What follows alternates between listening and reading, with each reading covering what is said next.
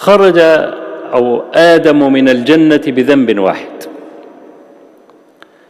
وخلد إبليس في النار بذنب واحد. فلا تستهن بذنب ولا تستهن بطاعة، فإنك لا تدري لعل الطاعة هي التي تنجيك، وأنت تحتقرها وتستصغرها. واذكر المرأة البغي التي ذكر خبرها الإمام البخاري في صحيحه أنها كانت امرأة بغيا، ولا يطلق لفظ البغي إلا على من تحترف الزنا. يقال امرأة بغي يعني تحترف الزنا، كامرأة صاحبة جريج. نزلت البئر تشرب، لما خرجت على شفير البئر وجدت كلبا يلهث الثرى من العطش، رق قلبها، نزلت البئر ثاني ونزعت موقها وملأته وسقت الكلب، فشكر الله لها فغفر له.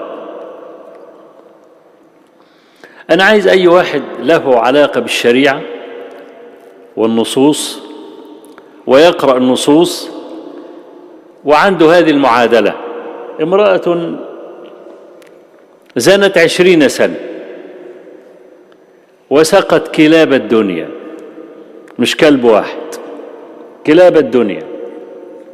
انت بقى لو امامك يعني ومخول لك انك انت تحكم في القضية، ممكن تديلها كام يعني؟ وانا لا اقول سقط كلبا واحدا، سقط كلاب الدنيا وزنت 20 سنة. شكر الله لها فغفر لها، لا يسأل عما يفعل وهم يسألون. خلاص، قضاؤه تبارك وتعالى. ولا تستهن بمعصية. قال صلى الله عليه وسلم: إياكم ومحقرات الأعمال. يعني تعمل ذنب بسيط، حاجة بسيطة الواحد يستغفر وخلاص، وحاجة كمان ممكن يستغفر وخلاص.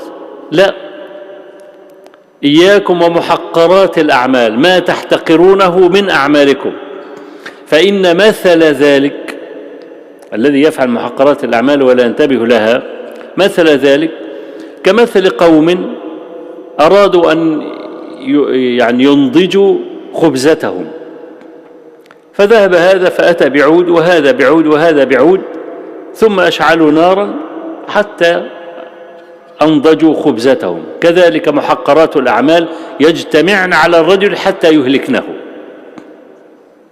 تمام؟